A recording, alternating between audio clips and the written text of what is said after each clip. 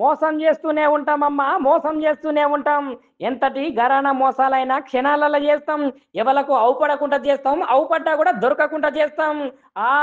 బరాబరి. ఇగో నేను చెప్పిన ముచ్చట ఇగో గిట్లుంటది మరి. రైతులకైతే లోన్‌లు ఇస్తామని చెప్పేసి నమ్మిచ్చి ఒక ఎస్‌బీఐ బ్యాంకుకు చెందిన మేనేజర్ అయితే ఘరానా మోసానికైతే పాల్పడ్డడులా. పాపము వాళ్ళు రైతులు గదా! చదువు సందే ఏముండదు గదా! అని చెప్పేసి వాళ్ళను ఎట్లా చేసినా వాళ్ళు ఏకంగా మోసపోతారనుకున్నాడో ఏమో గాని, ఏకంగా రూ. 39,000 విలువ చేసే నాటుకోళ్ళనైతే కస్సబిస్స నవిలి ఎట్లా పడితే అట్లనే చేసిండు. ఇక గట్టనే కాళ్ళు వరుసగా తినుకుంటా ఏం చేసిండు, లోన్ అడిగితే ఇక లోన్ ఇప్పుడొస్తది, అప్పుడొస్తది అని చెప్పుకుంటా పొద్దుబుచ్చిండుల్లా.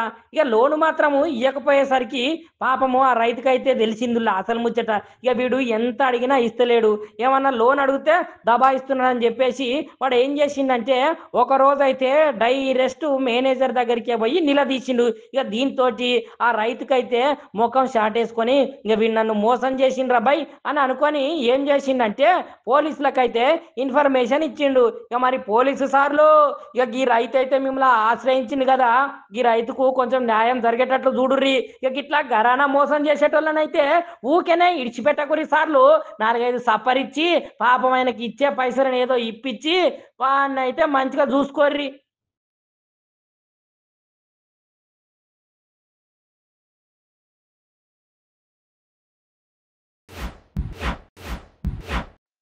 ఇక నిన్న జరిగిన మంచు ఫ్యామిలీల గలాట ఏదైతే ఉన్నదో గలాటల భాగంగానే మోహన్ బాబు సార్కి అయితే మానసికంగా బాగలేదట.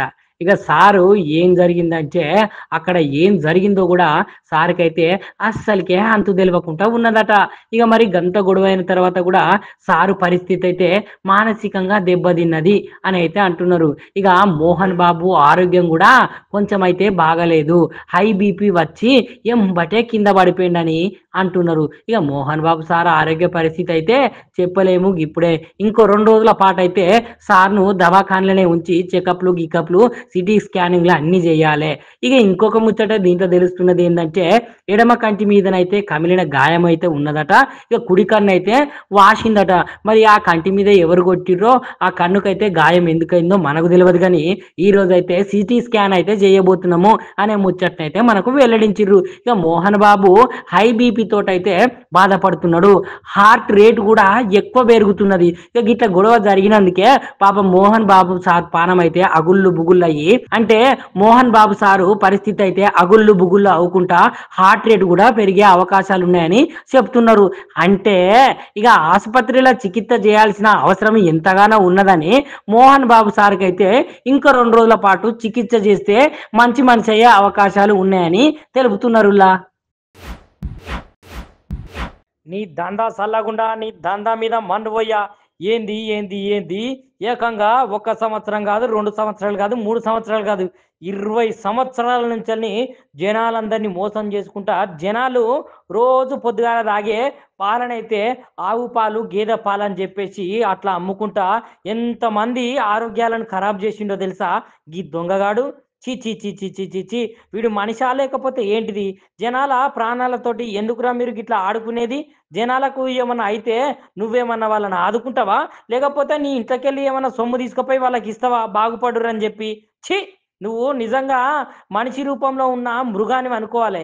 ఎందుకంటే గింతగనము కల్తీ చేసుకుంటా జనాల పానాలను ఎట్లా ఆడుకుంటున్నావో గదా! అబ్బబ్బబ్బబ్బబ్బబ్బబ్బబ్బా! నువ్వు నిజంగా ఎంత మేధావిరా నాయనా! 20 ఏళ్ల సంధి జనాల కళ్ళు కప్పుకుంటా ఎట్లా తయారీకి పాల్పడి ఎట్లా ఘనం అమ్ముతున్నావో తెలుసా? అసలు ముచ్చట్లకు పోతే ఉత్తరప్రదేశ్‌లోనైతే పాలదందా చేస్తున్నాడు ఒకడు. ఈ పాలదందా అంటే అట్లాంటిది ఇట్లాంటిది కాదుల్లా. ఈ దందాల కెమికల్ వాడి మరీ ఈ దందాను మొదలుపెట్టిండు. ఇగో అసలు ముచ్చట్లు చెప్తే ఒక్క లీటర్ కెమికల్ తోటైతే 50 లీటర్ల నకిలీ పాలు తయారు చేస్తారంట. వామ్మో వాయ్యో!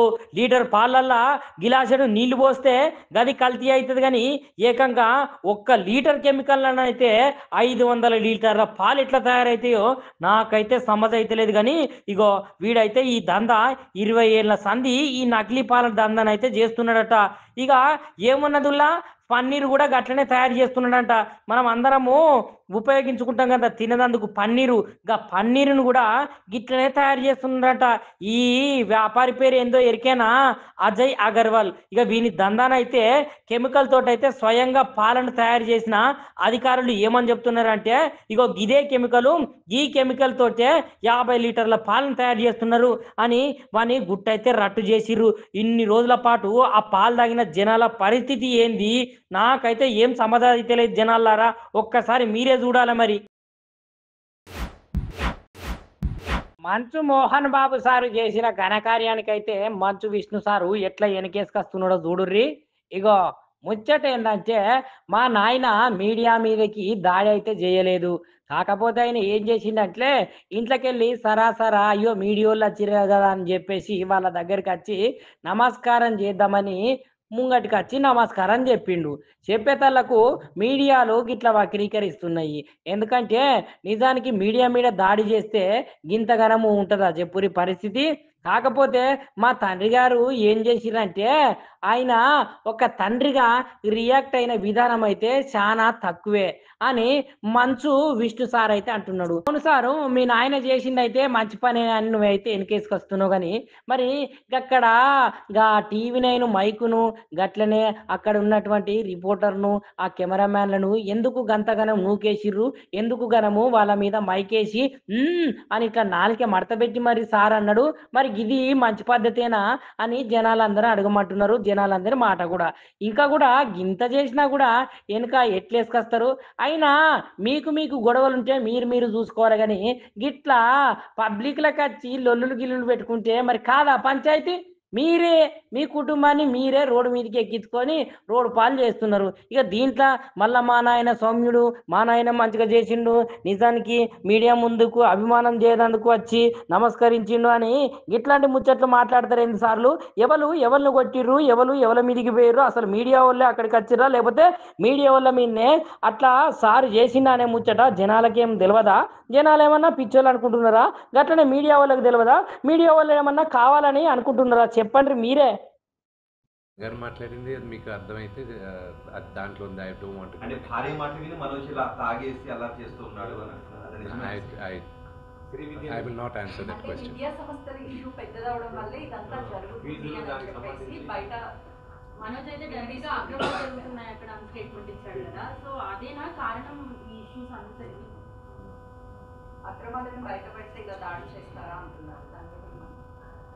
They can do it. Today Telugu రాష్ట్రాల్లో Mohan Babu university is one of the most prestigious university. భారతదేశంలో ఐఐటీస్ని ఛాలెంజ్ చేసాం మనం.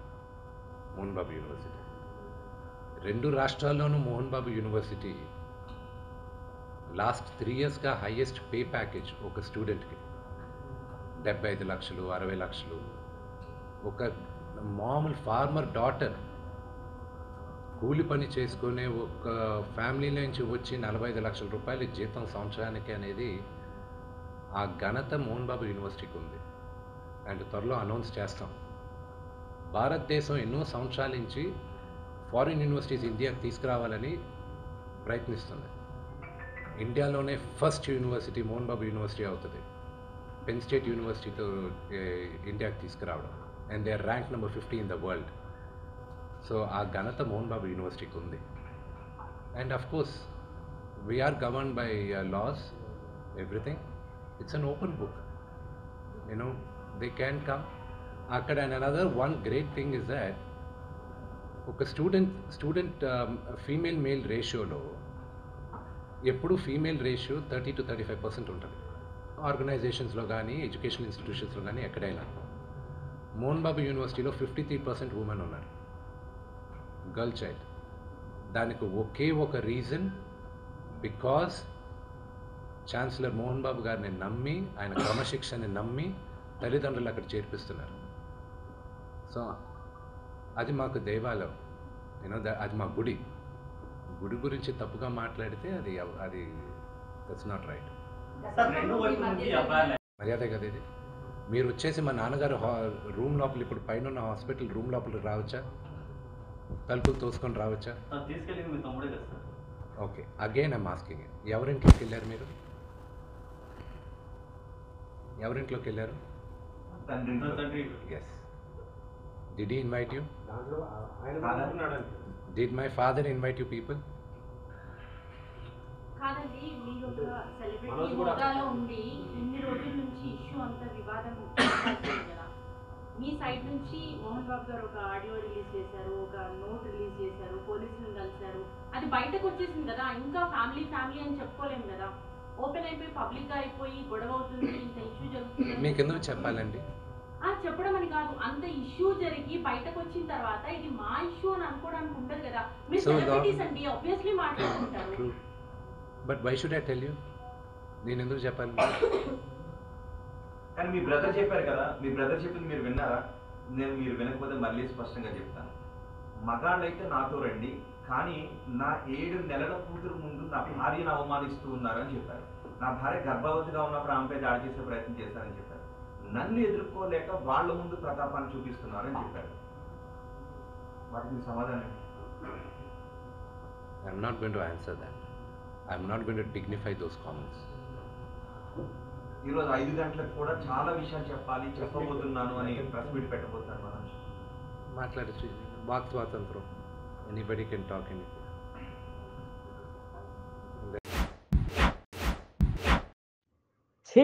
ఈ ముచ్చట మీద ఎన్నిసార్లు మాట్లాడినా ఎన్నిసార్లు అడిగినా కూడా ప్రభుత్వం అయితే ఒక కొలిక్కే వస్తలేదులా. ఎందుకంటే మరీ పిల్లల మీద ఇంతగనమా ఉల్లా చీచి చెప్పదందుకైతే నా పానమే తరిస్తలేదు. ఎందుకంటే పిల్లల ప్రాణాలంటే కూడా లెక్కలేదా చెప్పుర్రి. ఇక అసలు ముచ్చట్లోకి పోతే జగిత్యాల మాతా శిశు కేంద్రంలో అయితే కాలం చెల్లిన మందులు, అవ్వా ఇదేమన్నా ముచ్చటేనా ఉల్లా? ఇంతగనమా కాలం చెల్లిన మందులు పిల్లగాళ్ళు తింటే ఏమవుతుంది? ఏదన్నా అయితే ఎవరు బాధ్యులు చెప్పురి. పాపము తల్లిదండ్రులకు దూరంగా మంచిగా ఉన్నత చదువులు చదువుకోవాలని చెప్పేసి వాళ్ళు వచ్చి ఇంత దూరం ముందుకుంటా ఇక్కడ చేస్తుంటే వీళ్ళేమో కాలం చెల్లిన మందులు ఇస్తున్నారంట. అదే కేంద్రంలో చికిత్స పొందుతున్న అస్వస్థతకు గురైన కస్తూర్బా విద్యార్థులు చూసిరా. ఇక అట్లాంటి మందులు తింటే అస్వస్థతకు గురిగారా ఎవరైనా చెప్పుర్రి. ఇక కాలం చెల్లిన మందులను అయితే తమ పిల్లలకు ఇచ్చి మీరు ఏం చేయాలనుకుంటున్నారని తల్లిదండ్రులు అయితే ఆందోళన చెందుతున్నారు. ఇక ఇంతగానో ఆందోళన ఎందుకు చేస్తున్నారంటే మరి చెయ్యరా? వాళ్ళ కడుపు గాలికి ఒక మాట అనరా? ఎందుకంటే పిల్లలు కదా, ఇయాటి పిల్లలే రేపటి పౌరులు, రేపటి భవిష్యత్తుకు భావితరాలకైతే ఉపయోగపడే ఒక మంచి మేధావులు తయారవుతారు. గట్లాంటి పిల్లలను అయితే కనీసము వాళ్ళ మీద కనికరం కూడా లేకుండా ఇట్లా కాలం చెల్లిన మందులు ఇస్తే ఏం ప్రయోజనం చెప్పుర్రి? ఏం ఉద్ధరిస్తామని ఈ తెలంగాణ రాష్ట్రాన్ని ఇక మాతా శిశు కేంద్రం సిబ్బందిని అయితే గింతగానో నిలదీసిర్రు వాళ్ళ తల్లిదండ్రులు. ఎవరికైనా పానం కలకల అనిపిస్తుంది కదా నుల్లా. ఎందుకంటే చిన్న పిల్లగాళ్ళు కదా, పెద్దోళ్ళైనా కూడా ఓర్చుకుంటారు కావచ్చును, వాళ్ళకైతే ఇమ్యూనిటీ పవర్ ఉంటుంది కావచ్చును. వీళ్ళు చిన్న పిల్లలు అయ్యేసరికి వీళ్ళు ఓర్చుకుంటారా చెప్పుర్రి? అయినా గట్లాంటి కాలం చెల్లిన మందులు ఎందుకు ఇస్తారు? గట్టిగా అడుగుర్రి అందరినీ.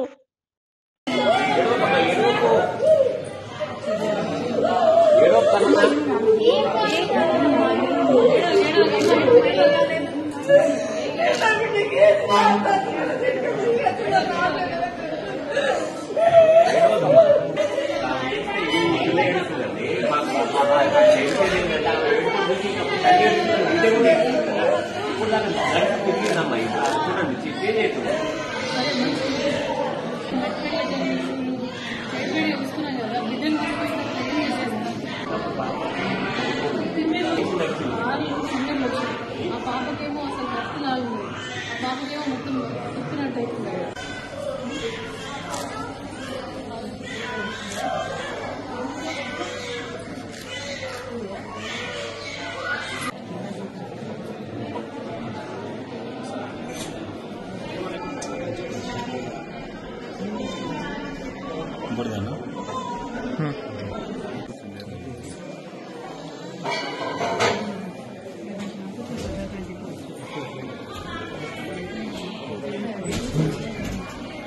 ఇవన్నీ ఎక్స్పైర్డ్ అయిపోయినాయా డాక్టర్ గారు?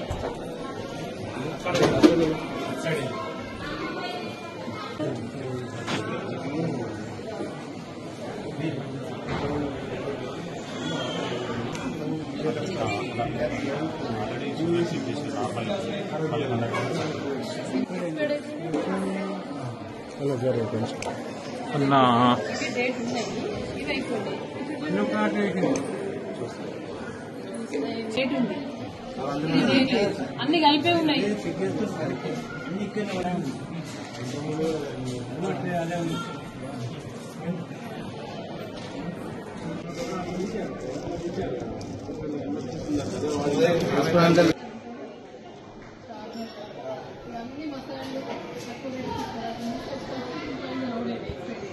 అట్టున్నది మందుల పరిస్థితి ప్రాణానికి విలువ లేదు.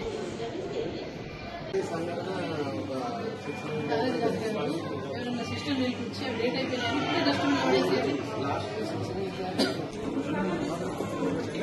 పడే పడే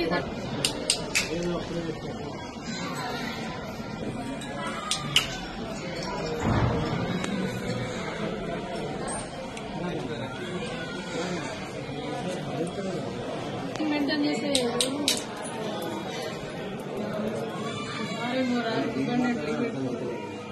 అక్కడనే పట్టుకొని తీసుకుపోయారు. ఇప్పుడు మనం ఉండేటప్పుడు ఈ వ్యక్తి వచ్చి తీసుకుపోయారు. మీరా ఇంకొకరు నేనందరూ మాస్టర్ లేకుండా ఎవరెవరు పెట్టలేదు.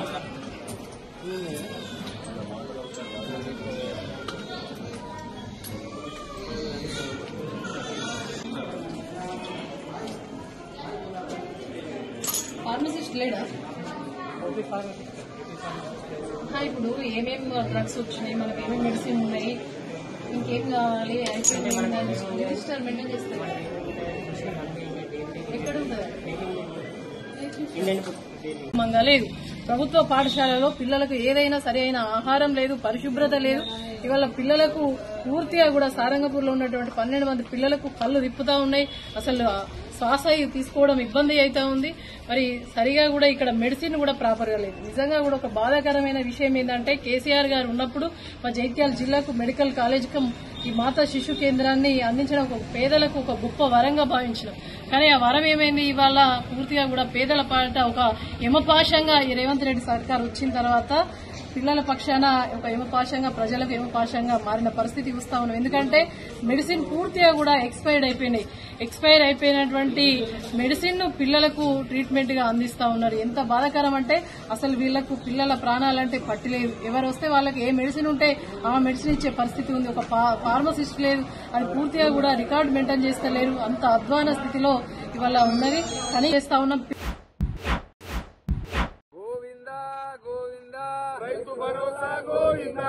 ఏ హపో ఈ ముచ్చట తెలంగాణ రాష్ట్రంలో నిజంగా వెరైటీగా జరిగింది అని చెప్పవచ్చునులా. ఎందుకంటే కాంగ్రెస్ ప్రభుత్వము గద్దె మీద కూర్చొని ఈ ఆటికైతే సంవత్సరము గడుస్తున్నది కదా. ఇక ఈ సంవత్సర పాలనలో అయితే కొంతమంది ఏమంటున్నారో ఎరికేనా? కాంగ్రెస్ పార్టీ గోవింద గోవింద హరి గోవింద గోవింద గోవింద గోవింద కాంగ్రెస్ మొత్తం గోవింద అని అంటున్నారులా. పెన్షన్ 4000 గోవింద గోవింద గోవింద, తులం బంగారం గోవింద గోవింద గోవింద, డిగ్రీ పిల్లలకు scooty Govinda Govinda Govinda, 4000 pension Govinda Govinda Govinda, Congress party Govinda Govinda Govinda, Congress party Govinda Govinda Govinda. ఇక అసలు ముచ్చట చెప్తున్నా వినుర్రి. కాంగ్రెస్ సంవత్సర పరిపాలన మీదనైతే గోవింద గోవింద అని అనుకుంటా పాటలైతే పాడుకుంటా నిరసన తెలుపుతున్నారు ఎరైటీగా గ్రామస్తులందరూ. ఈ ముచ్చట ఎక్కడ జరిగిందంటే ఆదిలాబాద్ జిల్లా ఇచ్చోడ మండలము ముక్రా కే గ్రామంలోనైతే కాంగ్రెస్ సంవత్సర పాలన మీదనైతే హామీలన్నీ గోవింద గోవింద అని అనుకుంటా వినూత్నంగానైతే నిరసన తెలిపిరు గ్రామస్తులు. ఇక నిజానికి గోవింద గోవింద ముచ్చట అటు పక్కకు పెడితే ఇప్పుడున్న సర్కార్ అయితే జనాలకు న్యాయం చేస్తున్నదా అన్యాయం చేస్తున్నదా? పోయినసారి ప్రభుత్వం అయితే ఏమో 10 సంవత్సరాలు పరిపాలించి గట్ల చేసింది. ఇప్పుడున్న ప్రభుత్వం కూడా సేమ్ గట్లనే చేస్తుందా లేదంటే జనాలకు మంచి చేస్తుందా అని జనాలందరూ డైలమాల పడ్డరులా. పెన్షన్ 4000 గోవింద గోవింద గోవింద, తులం బంగారం గోవింద గోవింద గోవింద, డిగ్రీ పిల్లలకు scooty Govinda Govinda Govinda, 4000 pension Govinda Govinda Govinda, Congress party Govinda Govinda Govinda, Congress party Govinda Govinda Govinda. మందు బాబులం మేము మందు బాబులం, మందు కొడితే మాకు మేమే మగారాజులం. ట్రర్రా ట్రట్రా. అరే అరే అరే అరే అరే అరే ఈ పాటనైతే మందు బాపులకు సరిగ్గా సూట్ అవుతుంది కదా నుల్లా. ఎందుకంటే పావు గుద్దుడు పోవుడు గిర్ర గిర్ర తిరుగుడు, ఏం చేస్తున్నామో ఎట్లా చేస్తున్నామో ఏం మెరిక లేకుండా మాలుసుకొని పండుడు. ఇక గిదే తెలుసు మరి మందు బాబులకు. ఇంతకంటే ఏమన్నా తెలుసా? ఇక ఊకొర్రి అసలు ముచ్చట చెప్తున్నా. దారిన పోయే పామునైతే పట్టుకొని మద్యం తాగిన మత్తుల ఏం చేస్తున్నాడో కూడా తెలియకుండా ఇగో చూడుర్రి ఎట్లా చేస్తుండో ఈ మందు బాబు. అయినా తాగింది తలకేకు ఎక్కింది అనుకోనుల్లా. వాళ్ళు ఏం చేస్తారో ఎట్లా చేస్తారో ఒక్కొక్కసారి అయితే సిగాలే ఊగుతారు అనుకోరు. అదుర్రి ఏ ఊకో ఓరు వారి ఇట్రా రాదురా చల్ నీతోటి నాకు లెక్కెంత నీ పీకుడెంత అన్నట్టే మాట్లాడతారులా. ఇక మధ్యమత్తులనైతే పాముతోటైతే శిలగాట మాడుకుంటా ఓ మందు బాబు దీనికి సంబంధించిన వీడియోనైతే మస్తు గనం వైరల్ అవుతున్నది. అరే బాబు అది పామ్రా నాయనా, ఏమన్నా తాడు గిట్లా అనుకుంటేవా ఏంది? అది బుస్సని కసక్కుమని ఒక కాటే వేసింది అనుకో బిడ్డ, నువ్వు తాగిందే పావుషేరు, లేకపోతే దాని కాట్లా బొచ్చడంత విషం ఉంటది. అది గనుక విషం ఎక్కింది అనుకో నాయనా, నువ్వు పరలోక్త ప్రాప్తిని పొందుతావు దేవుడా అనుకుంటా పైకి పోతావు. ఏమనుకున్నావా? జర పైలో నువ్వు తాగిందే గింతగాని చేసేది బాగున్నది. ఇక చలికాలం వచ్చిందంటే ఇరు తెలుగు రాష్ట్రాలల్లా ఏం మాలలేసుకుంటారులా? ఓం శ్రీ స్వామియే శరణమయ్యప్ప. ఈ అయ్యప్ప స్వామి మాలనైతే వేసుకుంటారు కదా నుల్లా. మంచిగా నల్లటి దుస్తులు ధరించి స్వామి యొక్క మాలలైతే మెడల వేసుకొని స్వామికి అయితే నిండొక్క పొద్దుతోటి ఒకటే పూట తినుకుంటా స్వామి జపం అయితే చేసుకుంటా అయ్యప్ప స్వామిని ఆరాధిస్తారు కదా నుల్లా. గట్లాంటి మహిమ కలిగిన అయ్యప్ప స్వామి మాల వేసుకొని ఒక స్కూల్లోకి ఒక పిల్లగాడు పోతే ఏమన్నారో ఎరికేనా? ఏకంగా ఆ స్కూల్లో పిల్లగాడిని అయితే బయటికే పంపించిర్రు ఆ యాజమాన్యం. చి అపచారం కదా, ఎంత తప్పు. అట్లాంటి నిష్ట కలిగిన అయ్యప్ప స్వామి మాల వేసుకున్న పిల్లగాడిని అయితే బయటికి పంపించుడైతే చాలా నేరమని కొంతమంది అంటున్నారు. ఇక అసలు ముచ్చటకు పోతే అయ్యప్ప మాల వేసుకున్న పిల్లవాడు అడుగుతున్నాడట ఏమనంటే, నేను ఏం తప్పు చేసిందని నన్ను బయటికి పంపిస్తున్నారు, హిందూ సమాజానికి నేను ఏం సమాధానం చెప్పాలి? అయ్యప్ప మాల వేసుకున్న విద్యార్థిని క్లాస్ నుంచి అయితే బహిష్కరించింది. అయితే ఇంటికి పంపించిన కోంపెల్లిలోని ఢిల్లీ వరల్డ్ పబ్లిక్ స్కూలు యాజమాన్యం మీదనైతే సైబర్ పోలీసులు అయితే చట్టపరమైన చర్యలు తీసుకోవాలని అయితే అంటున్నారు. ఇక నిజానికి అయ్యప్ప స్వామి మాలలు గట్లనే అంజన్న స్వామి మాలలు వేసుకున్న వాళ్ళ మీద ఎందుకు గిట్లా చేస్తారో ఇప్పటి వరకు అర్థం కాదు. కానీ హిందువులన్నా హిందూ సమాజం అన్నా సనాతన ధర్మం అన్నా ఏ మాత్రము గౌరవం లేకుండా ప్రతిసారి గిట్లా కించపరుచుకుంటా చేస్తున్నారు. స్కూళ్ళకు పోతే ఏమన్నా తప్పున్నదా చెప్పుర్రి? అయ్యప్ప స్వామి మాల విరమణ అయిపోయినాక తర్వాత కూడా మళ్ళా పిల్లగాడు యథావిధిగా పాఠశాలకైతే వస్తాడు కదా. కాకపోతే ఇప్పుడు మాలేసుకొని వచ్చిండు, మీరు ఎవరిని ఉద్ధరిస్తారని మీరు ఏం చేస్తారని గిట్లా ప్రతిసారి ఈ ఏడు కాదు పోయినేడు కాదు అటుపోయినేడు కూడా ఇట్లాంటివే చేస్తున్నారు. ఎందుకు? ఈ సమాజానికి ఏం చెప్దామని చెప్పుర్రి? నిజంగా సైబర్ పోలీసులు అయితే చట్టపరమైన చర్యలే తీసుకోవాలని సమాజం కూడా అంటున్నది.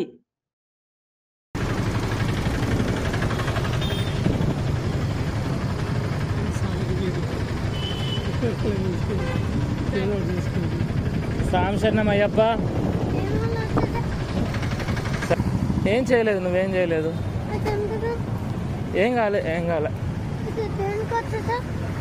ఊరికే పంపించారు. Hello, yes ma'am. Good morning sir. సాంశరణం సార్, ప్రిన్సిపల్ మాట్లాడతాను సార్, ఒక నిమిషం. చెప్పండి. హలో, సాంశరణం ma'am. Morning sir. Morning ma'am. Sir, మీరు అంత చెప్తే కూడా మళ్ళీ మీరు పంపిస్తే ఏం చేస్తారు? ఏమైంది మ్యామ్? నేను లెటర్ ఇచ్చాను కదా మీకు. మేము కూడా సర్క్యులర్ పంపించాం, చూసుకోండి సార్. నిన్న పంపించలేదు కదా మ్యామ్, నిన్న పంపించి నేను పంపించుకుంటుంటే. ఇప్పుడు వచ్చి తీసుకెళ్ళిపోండి సార్. ఇప్పుడు వచ్చేట్లా తీసుకెళ్తాం, మీరు బస్సులో తీసుకెళ్లారు కాబట్టి బస్సులో పంపించండి. నేను ఆఫీస్లో ఉన్నాను. నేను ఆఫీస్లో ఉన్నాను మ్యామ్. అదే చెప్తున్నాను సార్, బాబు క్లాస్ రూమ్ లో లేడు. బాబు లైబ్రరీలో కూర్చొని ఉన్నాడు. ఎగ్జామ్ అక్కడే కండక్ట్ చేస్తాను, సాయంత్రం బస్ లో వస్తాడు. ఓకేనా సార్? సర్క్యులర్ ఆల్రెడీ వెళ్ళిపోయింది. ఇప్పుడు మా బాబు మీరు మా బాబుని అట్లా లైబ్రరీలో కూర్చోపెట్టారంటే అంటరానివాడా? తను అంటరానివాడా? సార్ అంటరాని వాడు ఇవన్నీ కాదు సార్. మీరు లైబ్రరీలో ఎలా కూర్చోబెడతారు? క్లాస్ లో కూర్చోబెట్టకుండా మీరు లైబ్రరీలో ఎలా కూర్చోబెడతారు మ్యామ్? తను అంటరానివాడా? సార్ ఇప్పుడు మేము అంటరాని వాడా ఇవన్నీ అనట్లేదు సార్. మీరు లైబ్రరీ అట్లా సపరేట్ ఎందుకు కూర్చోబెడతారు? దీక్ష తీసుకుంటే మీరు దీక్ష తీసుకుంటే సపరేట్ ఎట్లా కూర్చోబెడతారు? అది ఎంతవరకు కరెక్టు? అది ఎంతవరకు కరెక్టు? అది ఎంతవరకు కరెక్టు? మీరు క్లాస్ లో కూర్చోబెట్టండి చెప్తున్నా నేను. మీరు సపరేట్ గా కూర్చోబెడితే అది పిల్లలకి అవమానం, అది మాకు అవమానం. నేను మళ్ళీ చెప్తున్నాను, మీరు క్లాస్ లో కూర్చోబెట్టారా? సరే సరే సార్ మీరు వచ్చి ఇమీడియట్ గా తీసుకెళ్ళండి. మీరు లైబ్రరీలో కూర్చోబెట్టారా? కావాల్సినట్టు సర్కులర్ కూడా పంపించాము. మీరు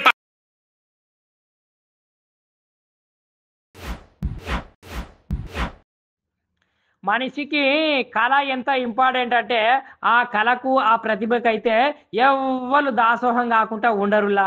ఎందుకంటే మనిషి ఆలోచించే విధానంలో కొంచెం తేడా ఉంటుందేమో కానీ ఒకవేళ ఆ ప్రతిభ కనుక బయటికి వస్తే ప్రపంచ దేశాలే మనల్ని ఏలెత్తి చూపుకుంటా అగో గైననే గది సాధించింది అనేది మన కోసము ఒక పేపరే ఉంటుంది పో ప్రపంచంలో. ఇక గట్లాంటి ప్రతిభ గురించి నేను చెప్పాల్సిన అవసరం లేదు. ఇక ఇప్పుడైతే ఒక మనిషి ఏం చేసిండో ఎరికేనా? ఆయన చదువుతున్నది 12వ తరగతి మాత్రమే, కాకపోతే ఆయనకున్న ప్రతిభనైతే దేశాలే గుర్తిస్తున్నాయి. ఇక ఆయన ఎవరంటే ఇక నేను చెప్తున్నా వినుర్రి. ఇక మనిషి ప్రయాణించే డ్రోన్నే తయారు చేసిండులా ఈ 12వ తరగతి చదువుతున్న విద్యార్థి. ఇక ఈయన ప్రతిభకైతే అందరూ ఆశ్చర్యపోవాల్సిందే. ఎందుకంటే 12వ తరగతి ఈయన చదివేది. ఏం చేసిండో ఎరికేనా? గ్వాలియాకు చెందిన మేధాన్సు త్రివేది అనే వ్యక్తి అయితే 5 ఏళ్ల పాటు శ్రమించి ఒక బుల్లి డ్రోన్ అయితే తయారు చేసిండు. అంతటితో ఆగిండా? అరే నేను ఈ డ్రోన్ చేసిన కదా ఇక అయిపోయింది అని అనుకోకుండా, దీంతో సంతృప్తి చెందకుండా ఇంకేదో పెద్దది కనిపెట్టాలి అనే ఆశతోటైతే ఎక్కువ మంది ప్రయాణించే డ్రోన్ ట్యాక్సీని అయితే తయారు చేసిండు. ఇక దీనికి MLDT అనే పేరును కూడా పెట్టిండు. ఇక అని పేరు పెట్టిన తర్వాత ఇది ఎట్లా చేస్తుంది, ఇది ఎట్లా నడుస్తుంది అంటే 60 km/h వేగంతో అయితే 80 కిలోల బరువు గల వ్యక్తిని అయితే 6 నిమిషాల పాటు అయితే రిపీట్ 6 గంటల పాటు అయితే గాల్లా మొయ్యగలదటనులా. ఇక దీన్ని అయితే ఈయన తయారు చేసేందుకైతే 3 నెలల పాటు శ్రమించి 3,05,000 రూపాయలనైతే ఈ డ్రోన్ కోసం అయితే కనిపెట్టి ఈ డ్రోన్కి అయితే ఖర్చు పెట్టిందని చెప్పాలి. నిజంగా మనిషి అనుకుంటే సాధించండి ఏమున్నది చెప్పు? కళకైనా ప్రతిభకైనా ఏం సాటి ఉంటుంది చెప్పులులా? మెదట్ల దమాక్లా ఆలోచన ఉండాలే కానీ ప్రపంచాన్ని కూడా జయించే శక్తి ఈ మానవునికి ఉన్నదని మళ్ళొక్క మలక నిరూపించిండు ఈ 12వ తరగతి చదివే విద్యార్థి.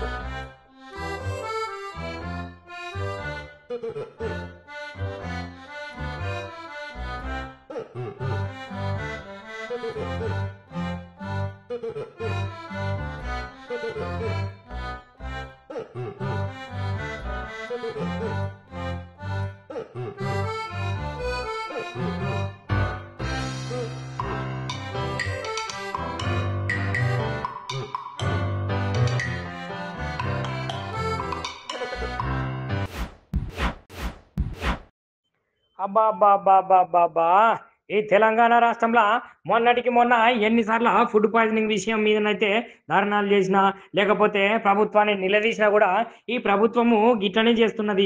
ఎందుకులా గింత మొండి వైఖరికి చూపిస్తున్నది నాకైతే అర్థమైతలేదు. కానీ ఇగో అసలు ముచ్చట్లకు పోతే వికారాబాదు ట్రైబల్ వెరిఫేలు గర్ల్స్ హాస్టల్ ఉన్నది కదా, అక్కడనైతే చాలా ఉద్రిక్తత చోటు చేసుకున్నదిలా. ఎందుకంటే ఫుడ్ పాయిజనింగ్ జరిగిన విద్యార్థులను అయితే తల్లిదండ్రులకు హాస్టల్ లోపలికి వద్దామంటే అస్సలకే అనుమతిస్తలేరట. ఇక పాఠశాలలకైతే తాళాలు వేసి మరి వాళ్ళను లోపల రానియకుండా చేస్తున్నారు. ఇక వాగ్వాదానికి దిగుతున్న విద్యార్థుల తల్లిదండ్రులు అయితే అక్కడనే నిల్చొని కూర్చొని ధర్నాలు అయితే చేస్తున్నారు. ఇక లోపల అస్వస్థతకు గురైన విద్యార్థులకైతే ఏం చేస్తున్నారట అంటే అస్వస్థతకు గురైన విద్యార్థులకైతే హెల్త్ క్యాంపులు నిర్వహించిరట అక్కడున్న సిబ్బంది. పాపం ఉల్లా, ఎందుకంటే మన ఇంట్లో ఎవరికన్నా ఇట్లా జరిగితే మనం ఊకుంటామా చెప్పుర్రి? ఊకే గిట్లనే జరుగుతాయా? ఎప్పుడో ఒకసారి 2 సార్లు అంటే సరే తెలియకుండా జరిగింది తెలియక జరిగిందని అనుకోవచ్చు. ఊకే గిట్లనే జరుగుతా అంటే నిజానికి ఎవరికైనా అనుమానాలు అలాంటివి వస్తాయా రావా? మీరే చెప్పాలా జనాలు.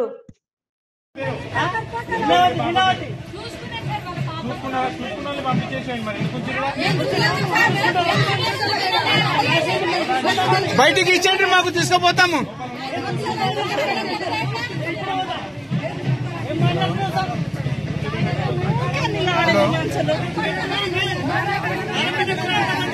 సార్ మాకు పిల్లలు ఇచ్చేయండి, మేము తీసుకుపోతాం బయటికి.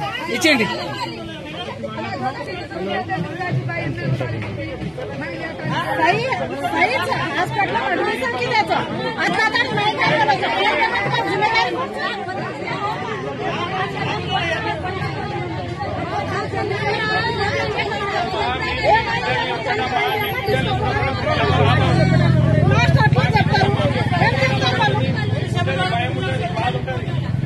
భయం ఉంటే అట్లా చేయరు, భయం ఉంటే అట్లా చేయరు.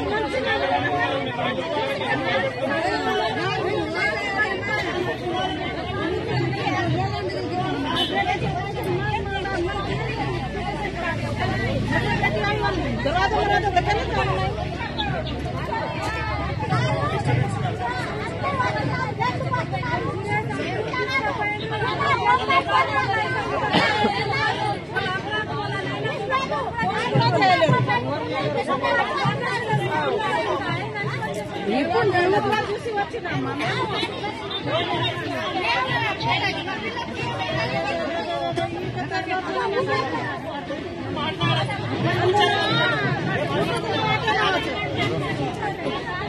भाई मैं क्या करना जय